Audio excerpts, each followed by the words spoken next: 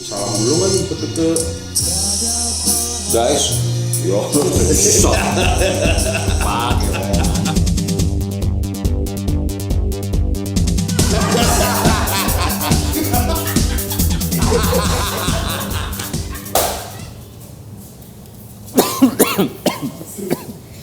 Oh ini langsung Ditepok. Wah, harus olahraga lu friend kayak lu Jim. Kok gue? Sirak Batuk-batuk lu.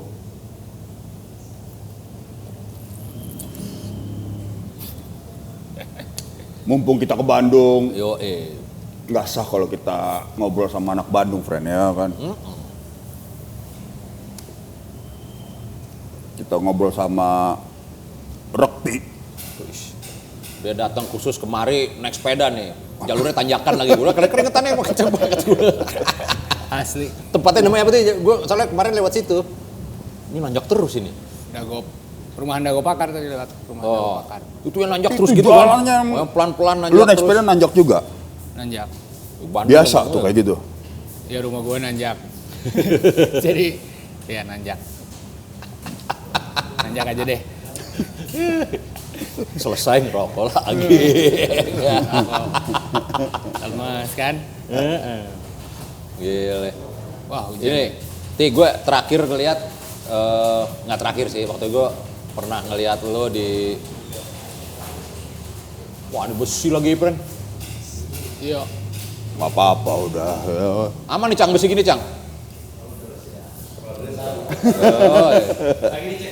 Ya, ya. Kalau itu kita ke bawah ntar. Ya. Jadi lo ke ini ke Ride NJS kalau nggak salah, lo nge-tracing font Zuno waktu itu, di videoin, wah anjing juga tuh. Fontnya Vogue yang Zuno, ada di Ride NJS kan? Iya, Zuno kalau nggak salah tuh, ya? Bukan ya? Vogue gitu. Vogue gue. Ya gue ini apa? Gitulah kalau ya misalnya kayak ini ya. Ini kan masih terbilang mulus. Tapi kalau ada yang salah dikit aja pengen gue benerin kan. Ini lo restorasi? Enggak? Enggak, kalau ini ya anggap aja mulus lah, ini membuat pakai sehari-hari. Tapi ada satu sepeda yang udah nggak jelas bentuknya, logonya udah hilang, ya udah nyari-nyari logonya di internet nggak ada, ya ketemu di NJS, Ride NJS ada sepedanya, buat racing aja. Enak lo ya coba maksudnya, bukannya beli malah tracing lagi kan, ibaratnya kan. Akses lo mantep. Terima kasih itu, terima kasih.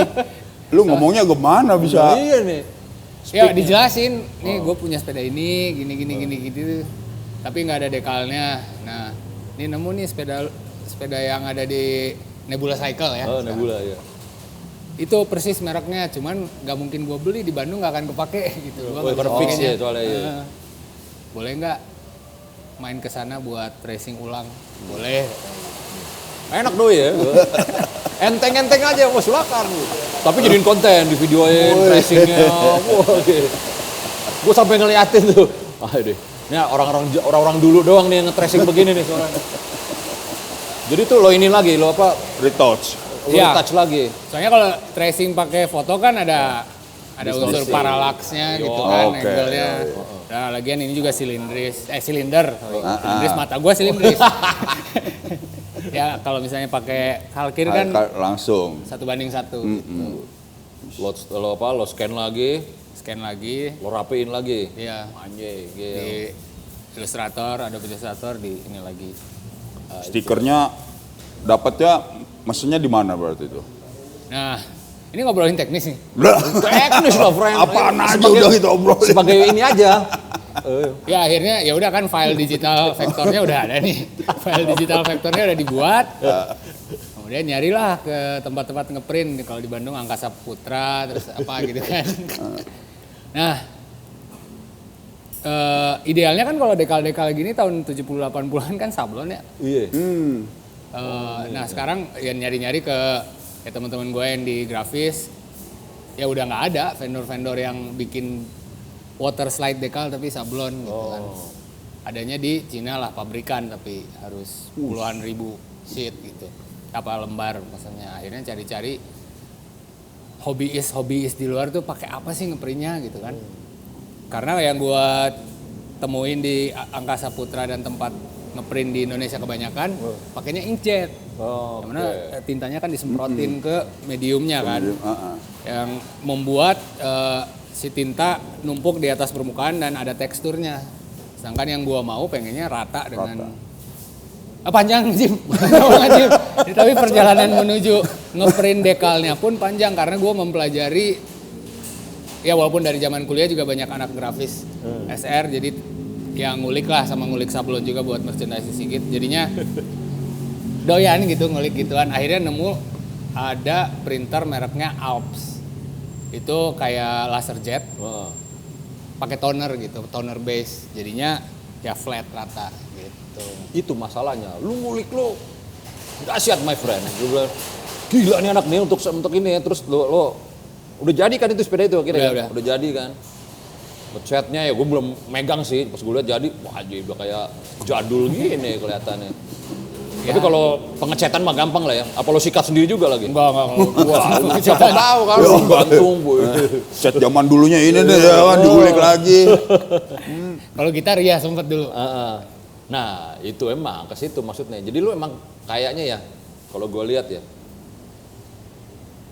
nuansa-nuansa yang berbau vintage lama itu emang lekat sama lo gitu ya. Iya. Ya, datang aja di Purple aja in rock lah ibaratnya ya, bukan Coverdale. Biasanya kan orang Indonesia Coverdale kan biasanya kan. Dia masih Ian Gillan ibaratnya kan. Jadi iya. Kayaknya emang nempel ini ya Pak, yang vintage ini malu satu hal yang berbeda gitu ya. Apa ya? Emang suka aja sih mau apapun yang vintage, pokoknya kayaknya ingin melarikan diri dari masa kini gitu kali. Melarikan diri masa kini. Kayak kenyataan saat ini tuh nggak ada yang memuaskan gitu. Wush, wow, gila tuh. Nih, Cang nih kapan kan nih Cang?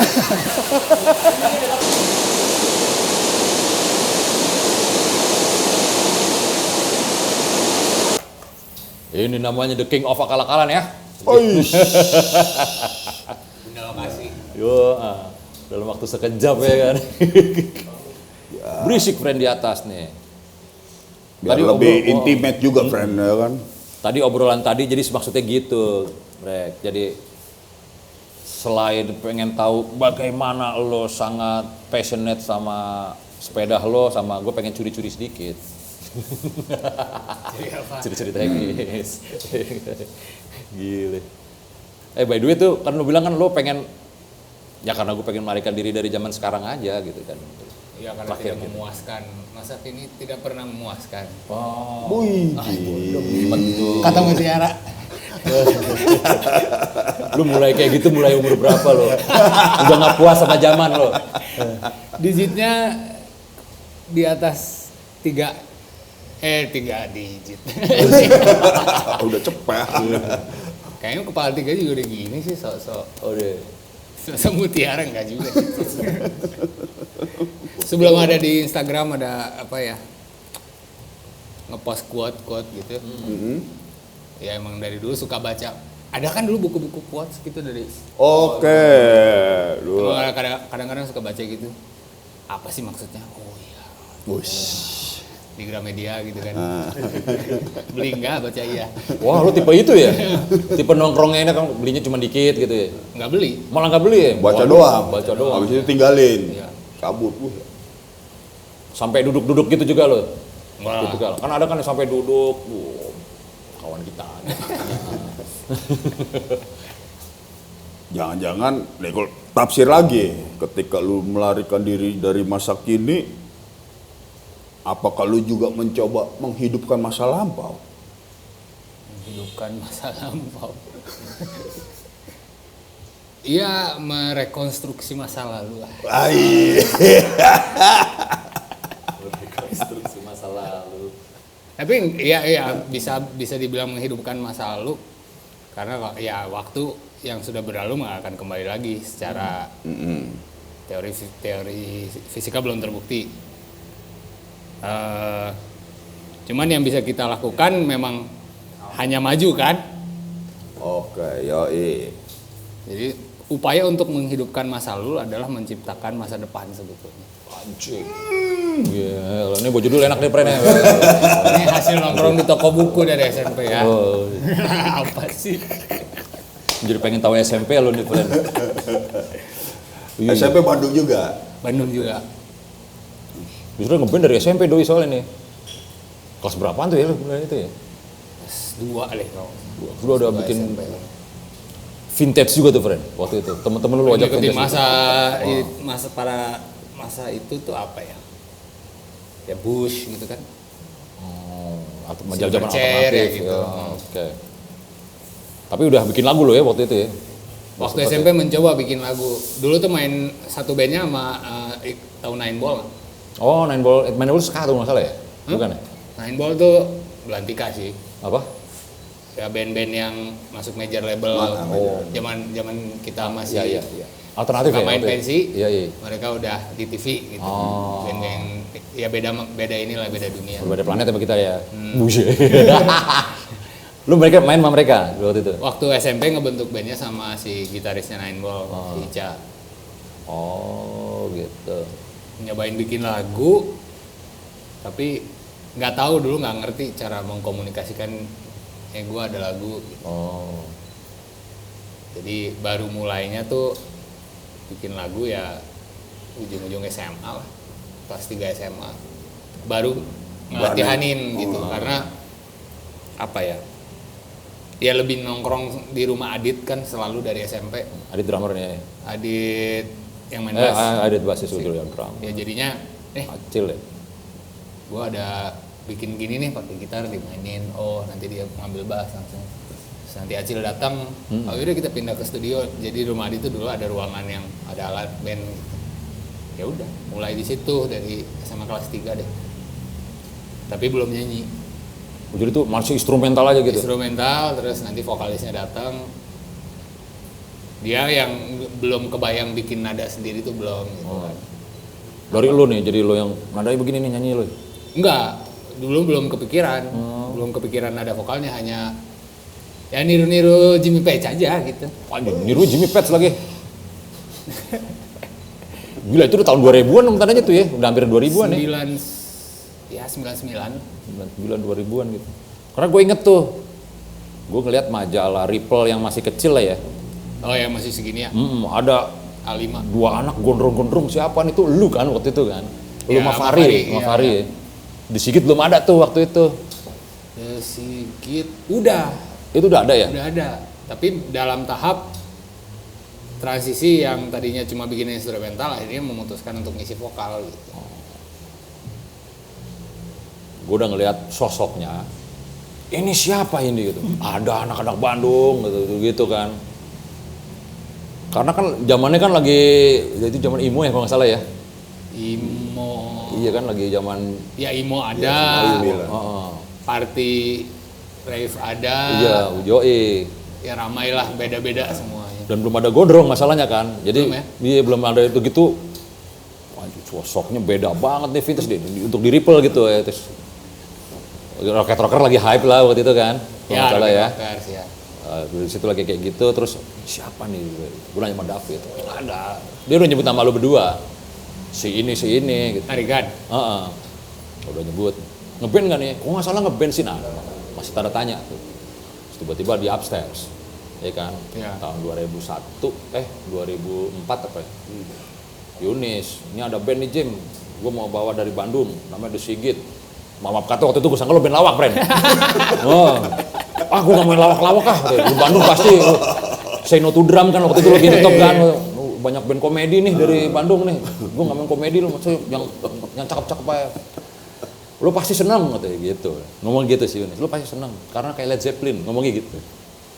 Kayak gila, serius lo ya. Lu kalau jelek gue suruh turun nih katanya. Kayak gue ada di tempat aja pas lagi dia main kan. Maksudnya kayak bisa, turun. Kayak yang bikin acara Yunis. Udah gue jamin, bener ya udah ya gue pegang malu itu pertama kali. Iya, gue ingat banget itu juga. Terus sempet ngintip ini kan lagi di tangga mau wah ini mau yang itu yang di Ripple gondrong-gondrong berdua itu ya, nah gitu di situ connectnya my friend. Gue connect-nya sama doi. Nah kalau gua, lu juga tuh yang ngasih tau connect-nya dia ke dia nih Jim. Ada acara, lu pernah main di PL Fair kan? Iya. Waktu masih sore-sore tuh. Iya. Pakai topi koboi kalau nggak salah. Si Fahri kalau nggak Fahri itu ya berarti. Ayo Paul. Nih lah lu suka nih lah. Sama lu ngomong Led Zeppelin juga. Wah Led Zeppelinan ya. Gara-gara Yunis. gara-gara Yunis tapi ya. Berarti Yunis berarti awal. Led Zeppelin dong, itu Les Paul kan. Wah iya, Led Zeppelin sih. Ini Fahri Les Paul gitu kan. Iya. Tapi gue nggak inget gimana kenal Yunisnya deh. Soalnya kalau sama Jimmy ya tau lah sama-sama menghiasi majalah Ripple. Ini Yunis kenal dari mana gue juga nggak inget. Kayaknya sudah link-link ada ke siapa, ke Mungkin dari Acong ya. dari Acong kayaknya sih bisa jadi. Dari Acong. Soalnya kan gue minta si Acong. Iya. Si Acong CEO main di Bibis. Iya. Ya gue ikut aja. Benar, bisa jadi. Doi ngomongnya biasa, friend. Tafsir lu yang luar biasa akhirnya ya. Gue kenapa? Ya friend, lu gila lu. Apa ini gue siapa apa? Iya. Ya, pokoknya iya. Begitulah kehidupan masa muda. Terus lo ngasih demo yang ini. CDR kan beberapa biji lo orang lo kasih. Iya. Gue megang 2. Gosh. Biasa kalau lagi ada gratisan nggak mau 1. Yang di Pilox ya? Iya, yang di Pilox. Sebelum yang di Pilox, belum. Belum ya? Belum. Apa di Sama print? yang print, ada printan. Terus lo ada lo sipin beberapa stiker gitu. Jadi akhirnya kan case-nya tipis. Iya. Case-nya tipis, terus gue stiker-stiker yang lo kasih gue tempel di situ. Das, jadi demo version gini kalau di koleksi gue taruh di lemari. Nah gue kan pasti kan kalau udah penuh lemari ini gue kan pasti gue jual-jual kan. Itu gue jual berapa, Bren? Itu gue jual gope, Bren. Anjir. Demo lo itu. Tahun berapa? Tahun berapa? Di tahun berapa ya? Itu gue udah di ini sih, gue udah di Pamulang tadi 7 tahun lalu lah. 7 tahun atau 6 tahun lalu. Apa gue bikin lagi aja ya? Lu bikin lagi, itu kan belum di mix kan? Iya. Itu cuma di balance gitu doang Iya. kan, raw banget ya. Terus gue ada 2 kan. Wah, terus gue ngosongin lemari ini kan. Wah, CD waktu itu lagi zaman jajan rock lah, oke, saya stack jajan rock ya kan ya. Gue jual, terus ada kayak fotografer gue siapa gue lupa tuh. Ini masih ada nih Jim katanya. Masih katanya.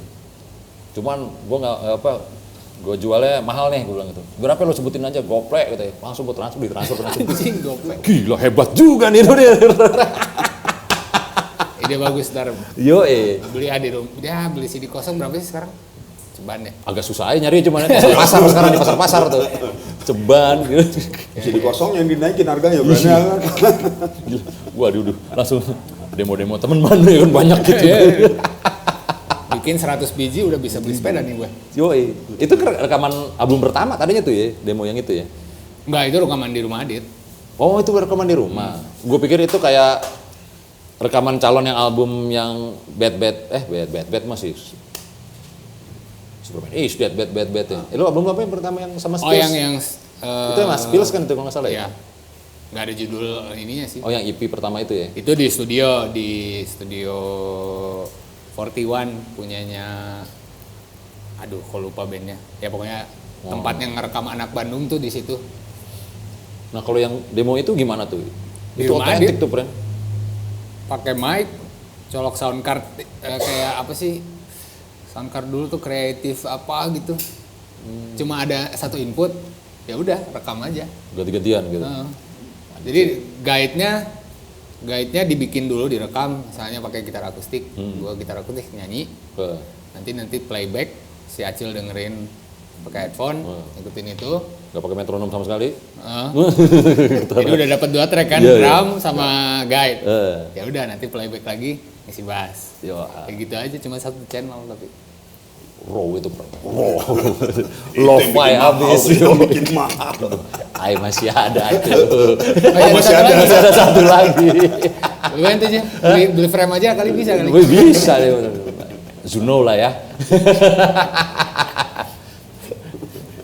Tapi itu emang anak-anak ini ya, teman-teman SMA lo ya, kalau ini ya, The Sigit.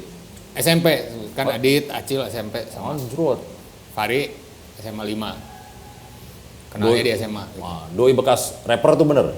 Bener, Doi emang anak hip hop tadinya? anak hip hop. Yang membuat jadi ngerekam demo ya gara-gara Fahri bikin istilahnya apa ya kalau ya produser hip hop gitu kesannya. Oh dia udah jadi produser hip hop Jadi gitu. bikin musiknya sendiri, terus nanti ada 2 orang yang rap. Dia juga nge-rap tapi yang cuma ngisi-ngisi gitu doang. Tapi musiknya si Fahri yang bikin gitu.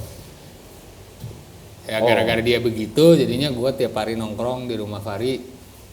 Minjem komputer nih ngisi gini, bawa gitar ke rumah Fahri ini ngisi gitar. Oh sadaf. Ya akhirnya gitar listrik itu dijadiin untuk si Fahri ngulik dan ngerekam lagu juga gitu. Akhirnya dibeli gitar juga. Langsung dia Rapnya ditinggalin akhirnya. Nggak ditinggalin akhirnya. menjanjikan ini rock nih. Gile. Kayak muncret gue. Oke nih pas bagian-bagian ini nih. Iya. Nah itu tapi bukan yang itu udah ikut main lah demo itu. Udah ikut main. Karena gue lihat tuh pas lagi di Bibis lo main kan, oh soundcheck gue dateng tuh pas lo lagi soundcheck. Pas lagi kan soundcheck dulu kalau nggak salah ya siang atau. Nah ini lupa nih kalau detail gitu. Kacau sih zaman dulu sih friend. Lupanya iya. Kalau malam ingat, kalau siang kok nggak ada memori sama sekali siang-siang itu. Ya gue masih inget tuh si Fahri juga mainnya masih nggak kayak sekarang kan masih petek masih begitu Bren. Bu ini petek nih bu. Ya gosip ininya kayak di sini nih do ini di ujungnya nih yang ini nih yang nyanyi nih gitu. Modelnya begitu. Tapi waktu lagi lo bikin album pertama itu udah ini nggak ya udah mulai pada revivalis gitu nggak ya udah pada udah lagi pada mulai ini ya lagi pada mulai The Strokes segala macam keluar gitu. Oh iya, sebetulnya The Strokes duluan deh, kayak ingat majalah ini nggak? Aduh, kok Spin ya, yang nggak yang angkatan itu keluar majalah semua. lokal nih Bandung, Oh. bikinan Helvi sama Niskra sama Didit. Troli ya. Troli Udah ngebahas tahun 2000 edisi bulan apa lupa tahun 2000 udah ngebahas The Iya. Strokes, belum rilis album tuh. iya oh yang disisit yang versi cover pertama itu ya Sebelum itu rilis ya? udah ada artikel The Strokes nih, apa nih dandanannya nih, kayak berantakan ini kayak, tapi kok keren ya bule. Pas kita terapin ya gembel aja ya. Iya. Tapi soy sih. Ya, kalau gue sih, karena gue sempet dengerin tadi lagu-lagu lo gitu ya kan, ketika lu ngomong bule keren aja. Tapi akhirnya gue ngeliat, lu kenapa pakai bahasa-bahasa bule juga pada akhirnya? Sebetulnya sih kalau dibilang kenapa milih bahasanya bahasa Inggris, karena nggak bisa nulis aja sih. Nggak bisa apa ya? Ya itu tadi kan pertama belajar bikin lagu kan nggak ada vokalnya. Yang membuat susah bikin vokal tuh emang apa yang kita keluarin dari mulut harus ada makna gitu. Itu yang gua nggak bisa sampai sekarang. Lu balik ke SMP itu dulu belum ada, emang cuman baru ini aja riff doang gitu. Riff sama nada vokalnya nana aja. Nah temen gua yang tadinya vokalis disuruh bikin lirik dia juga nggak bisa. Gua suruh bikin lirik juga nggak bisa. Sempet dimainin tapi itu sama lu. Sempet direkam di rumah Adit itu dengan metode yang sama. Oh bukan hanya main bola itu sama temen-temen main Oh bola. enggak. Belum pernah. Dimainin tapi dimainin sama mereka. Nggak dimainin karena mereka juga nggak paham kan, ngapain sih ngucap-ngucapin nana gitu. Itu dia tuh yang Ya kan? Nah pada akhirnya untuk membuat supaya anggota band yang lain dengernya masuk akal, ya udah dimasukinlah kata-kata apa aja deh gitu. Masukinlah kata-kata yang mudah keluar kan, ya biar nggak kampungan amat ngomong kasar anjing goblok doang. Comot aja kata-kata yang ada di lirik. Oh Yang sempet gitu ya. Gua pernah dengar di band ini ada kata-kata yang ini menarik, kayak Bad Religion kan kata-katanya sangat-sangat kamus gitu ya. Yang ngambil lah gitu. Udah Doktor ditempelin banget baru gitu ya. cari maknanya. Oh ini maknanya. Nanti koreksi gitu. Kalau begini masih pakai kamus ini.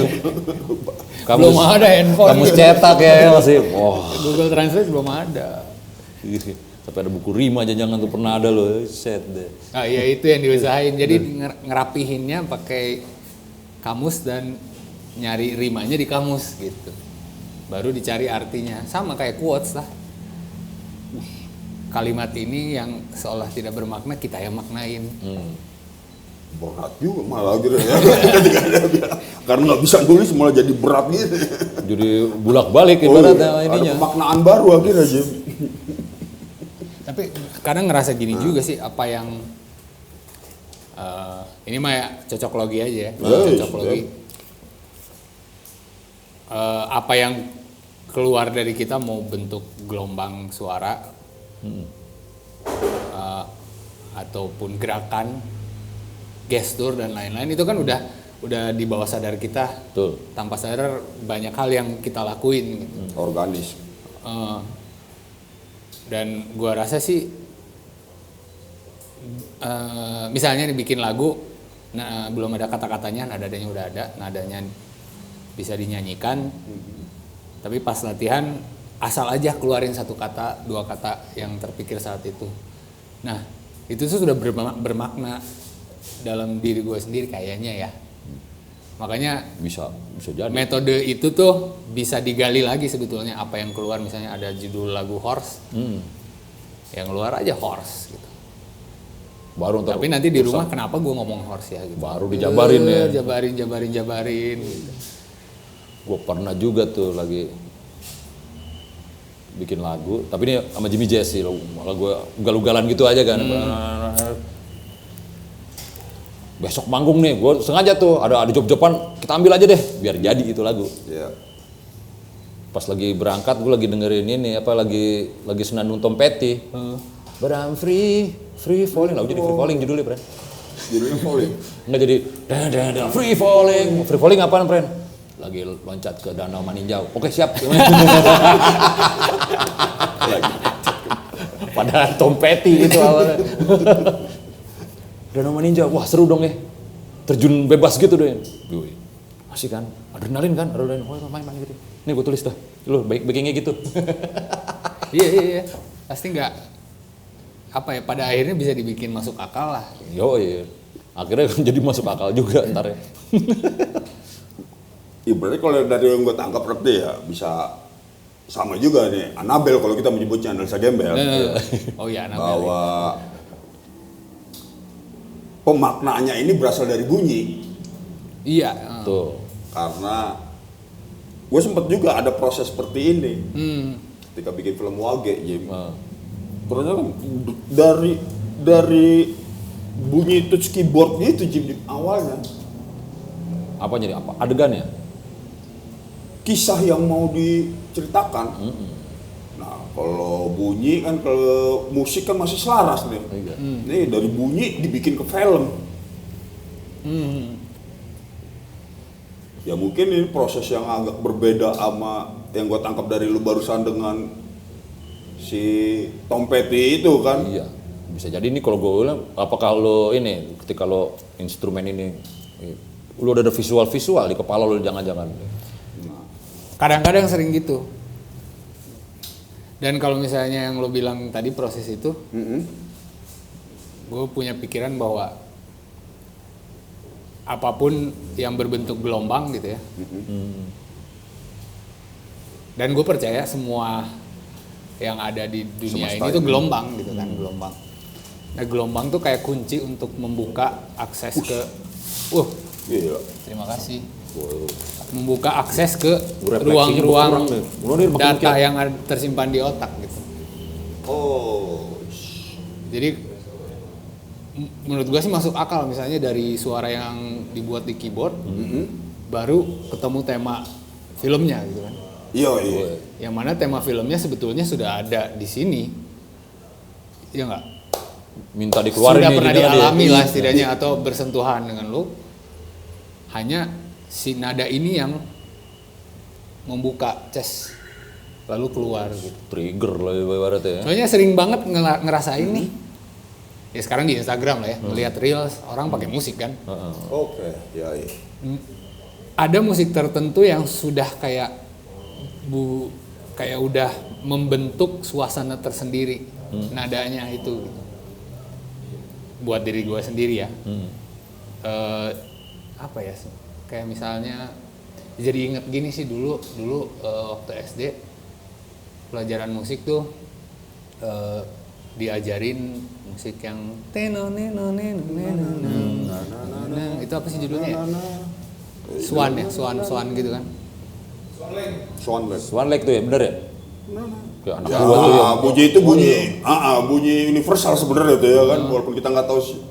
Tapi kalau dianalisa ya pelajaran itu mempelajari si lagu itu kenapa pemilihan nada ini untuk menggambarkan si kepakannya kepakan Garuda lagi. Jadi gagah gitu. Padahal maksudnya elegan ya. Jadi gagah gitu. Yang nggak sembarangan kan itu, maksudnya si komposer musik itu pun pasti punya proses itu, proses menerjemahkan benak dia ke dalam nada. Nah ini mungkin yang kita alami itu kebalikannya. Si nada ini yang merecall lah ibaratnya, merecall pengalaman. Dalam ya Pren, mobil sekarang ya. Udah makin saintis Tapi gue doainnya nonton gituan sih kalau di YouTube ya, neuroscience lah apa gitu. Oh gitu, Pren. Yang lagi lo ini banget apa? Yang lagi menarik perhatian lo banget? Kayaknya suka dengerin juga. Yang gue lagi sering tonton itu ya YouTube-nya neuroscientist, terus psikolog kayak Jordan Peterson. Terus kalau yang Jepang-Jepangnya yang suka nganalisa anime, nyambung tau nggak?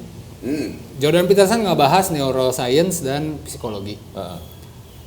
Ini otaku, tahu istilah otaku? Apa tuh, Bre? Ya pokoknya yang ngulik banget anime gitu ya. Singkatnya. Ini orang analisa Ghost in the Shell. Film Ghost in the Shell. Gila men, Ghost in the Shell. Apa yang diomongin Jordan Peterson, apa yang sedang terjadi di otaku, di dunia ini, yang diulik sama Elon Musk, semuanya sudah diperkirakan oleh si pengarangnya Ghost in the Shell sejak tahun 89 dari episode 0-nya pertama kali si manga itu, komik itu dibikin. Jadi kayak anjing, ini dunia ini tuh ya kita nggak tahu apa-apa ya beneran gitu. Dikala tahun 89 kita masih anak SD SMP yang main manga komik ternyata yang membuat itu tuh sudah melakukan banyak hal dan memikirkan banyak hal gitu. Jadi ya gitu. Atau lo menerimanya kali, friend, menerima lo waktu SD sama menerima sekarangnya berbeda sih sebenarnya. Ya itu juga. Tapi kan si otaku ini, orang yang ngebahas anime itu membahas proses pembuatan manganya tuh seperti apa. Behind the scene-nya pembuatan Ghost in the Shell komiknya itu begini. Berarti kan ya itu tadi, kita sekarang seolah tahu apa-apa banyak hal, tapi ternyata di tahun 89 tuh orang udah banyak ngulik gitu, sampai ngulik-ngulik hal yang baru terjadi saat ini dan akan terjadi juga. Gua belum nonton sih Ghost in the Shell, tapi kalau rata-rata yang bersinggungan sama desain grafis teman-teman itu ngomongnya Ghost in the Shell mulu. Nah, gua desain grafis. Wah iya, lu beda. Lu teater, friend. Oh iya. Lu taunya teater kan dia kan? Kok jadi lu ngegas dia? Tapi mangganya, komiknya yang edan teh. Si Ghost in the Shell ini. Ghost in the Shell ini komik, tertarik nih anime sama filmnya mah nggak ada bobotnya sama sekali deh gitu, kayak banyak dilewatnya. Justru message-nya itu kan yang lu lihat kan. Kalau 2D itu suka begitu sih ya. Jadi membuat kita berpikir lebih gitu, berfantasi lebih kalau gue lihat itu. Jadi ketika orang dia pengen uangin ke animasinya, jadi barat wah kagak sinkron sama gue. Pendekatan gitu, ya jadi gue tuh pengen ngejelasin ya ke gak apa-apa Frank. Anak-anak ngobrol pernah paham banget gitu. Ya maksudnya kenapa gue segitu doyannya sama anime dan manga tuh pengen gue jelasin, cuman ada apa ya, barrier dan batasan bahasa sih sebetulnya. Cuman salah satu yang pengen gue kasih lihat nanti suatu saat kalau berhasil, si Ghost in the Shell ini kenapa begitu bagus selain kerangka cerita yang sci-fi dan meramalkan masa depan, membangun dramanya juga udah proper banget seolah-olah bikin film gitu. Oh. Ini menarik. Jadi ada beberapa hal yang disadari setelah baca Ghost in the Shell di umur 40-an ini. Dibandingkan dengan waktu SD baca, banyak hal yang nggak ngerti ini apa sih gitu. Tapi pas dewasa sekarang ini ngerti karena banyak konteks-konteks yang mungkin anak SD nggak ngerti dan apa ya, pembentukan dialognya yang nggak bisa diakses oleh anak SD gitu. Nah dewasa ini kita ngerti politiknya Rusia dan lain-lain, jadi ngerti. Ada di situ. Kita ngerti gaya berbicaranya politikus seperti apa, terus inklusif gitu dialognya. Itu yang pengen gue bahas. Mungkin saya akan bikin YouTube channel membahas anime dan anime. Tapi Brad, kalau di film Jim ada banyak layer dari tiap tayangannya itu, mungkin maksudnya itu Iya, kan. jadi dialog tidak menjelaskan ini apa, itu apa, ini. Iya, udah nggak perlu lagi. Apa stream of consciousness aja gitu terjadi, seolah-olah emang terjadi begitu saja. Kesannya, tapi di baliknya itu ada pemaknaan. Wow. ini akan gue tonton lagi nih, Pren. Ya lebih enak komiknya ya kalau gue bilang. Ya. Cuman takutnya ada ada yang bahasa ya, ada yang di inilah, ada yang di ringkesin lah ya. Gue soalnya ini sama anime ini gue dulu suka banget gitu waktu ya zaman robot gitu. Siapa yang nggak suka lah kan. Zaman robot tahun 70-an 80-an awal ya itu gue banget lah. Tiba-tiba SMA gue gawe animasi tuh, gue inget banget. Gawe animasi selama 3 tahun lo, bayangin gue ngegambar buat film Jepang. Di situ gue begak banget gue sama anime, asli gue gini aja setiap hari gue gambar bergerak. Jadi gue udah enek banget. Baru sekarang nih gue ada trigger, bener juga ya, mungkin bisa gue ini lagi gitu, gue bisa gue recall lagi. Itu sama sekali. Jadi kalau ada film, nah ada film bagus nih kayak Akira kan juga sempet ngetop banget tuh ya. Akira gue jam-jam kuliah kan. Semua orang kalau ngomongin Akira, kagak tertarik gue, Pren. Saking udah ngeliat, udah muak gue tahu deh gerakan mulutnya cuma 3, ya, gerakan larinya itu cuma 7. Gue udah tahu tuh, Jepang tuh cuma segini doang nih, cuma gitu ya. Terus pasti ada angle jorok dia gitu ya. Kenapa harus rock selalu kelihatan? Gitu. Oh, yang kayak gitu-gitu tuh. Itu tuh selalu ada dia, gitu. Dan bahkan Ghibli pun begitu. Tetap ada kan? Anak kecilnya pun ada gitu kan? Iya, istilah Bandung sebenarnya cunihinnya gitu. Cunihin, bener. Jadi gue tuh, dulu filmnya namanya Jenny. Tuh anak kecil lagi lari. Masih ada loh rock nablak-nablaknya, Pren. Juga anak kecil gitu. Tapi katanya, itu kan ada senseinya itu ya. Itu yang menjual. Gue kan selalu ada ASSM orang Jepang kan. Ini kenapa harus ada gini-gini nih? Itu yang menjual. Oke. Sialan gue. Kalau komik Jepang dulu komik ini, friend. Adult. Dewasa. Oh, adult. Yang bagian intimnya tuh di kotak-kotakin tapi hitam putih, friend. Anjir. Iya, selalu disensor dia. Ada kan kotak-kotakin. Itu sampai dijauhin. Kelihatan dari jauh, friend. Pixelnya naik. Iya. Kelihatan tuh gini kelihatan tuh. Gue kelihatan gua. Gitu. Ya kan dia maksudnya mungkin biar kita ini kali ya kan disamarkan, tapi akhirnya memaksa kita fokus akhirnya, berimajinasi ya. Ada yang bilang, lu mata kayak dijaringin dulu, terus dilepasin, terus jadi agak kelihatan. Ya udah nggak usah lah. Ada nggak lo tipex, lo gambar ulang. Dulu lakukan imajinasi lo. Lu anime ini mulai kapan? Lu dari kecil. Pertama kalinya apa? Film. Ya robot-robotan zaman kita TK lah. Gitu. Sama masih gitu ya. Tapi kan Jepang juga itu. Jepang semua sih emang. Kebanyakan ya mayoritas.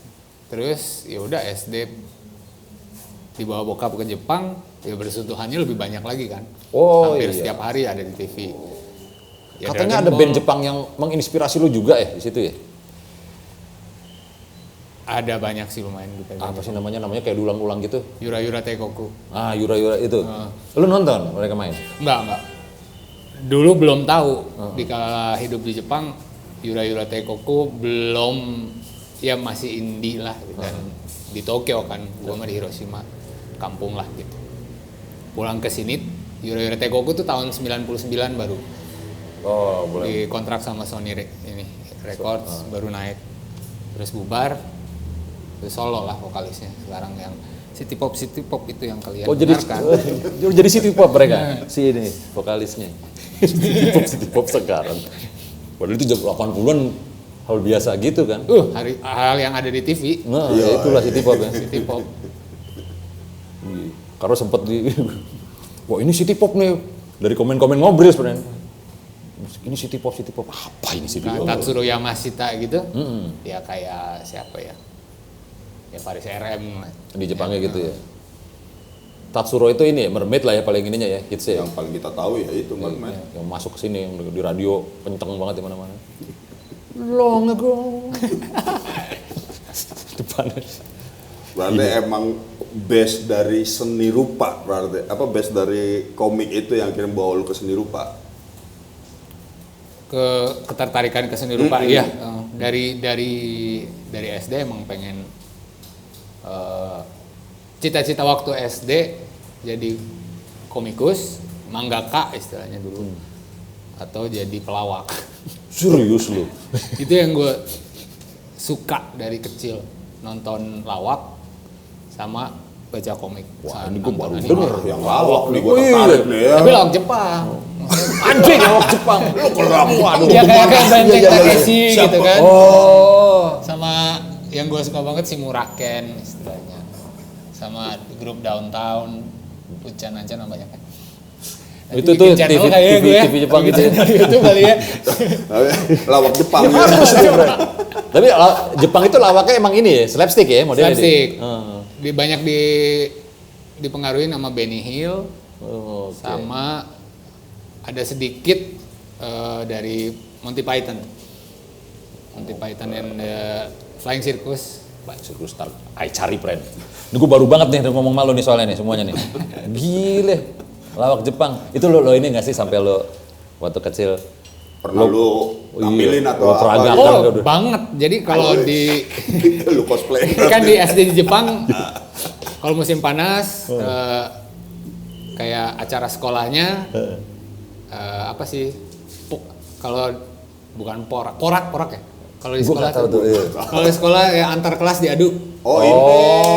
porak. Akurku ekstra. Kelas meeting gitu kan. Iya, Ya, kelas misalnya meeting. kelas A lawan kelas Ketemu B kelas A, main bola setelah ujian. kayak gitu. Iya, iya. Ya di Jepang juga ada musim panas Agustus. Ada lomba lari, ada lomba ini. Nah, kalau musim dingin Kesenian. budaya, kesenian. Nanti sedap. kita main teater, main orkestra apa terus Lu? ada dikasih pilihan kalau kamu mau bikin sendiri, play sendiri, mau apapun itulah, mau main musik sendiri boleh. Ya gua bikin ini apa istilahnya lawak. Lawak Lu Jepang. sendiri. Enggak berdua. Ada Betamax nggak bokap Dan lu? udah dipelajari formulasi lawaknya Jepang pada saat itu tuh perannya hanya dua, yang satu yang goblok, yang satu yang ngoreksi. Jadi flow-nya udah ada, kerangkanya udah ada. SD lu udah tahu tuh itu ya. Sakit jiwa lu SD-nya lah. Terus lu berdua sama temen lo waktu itu? Ya waktu itu, jadi nulis dulu kan skenario-nya. Lu Gini. sebagai apanya? Yang gobloknya. Yang gobloknya.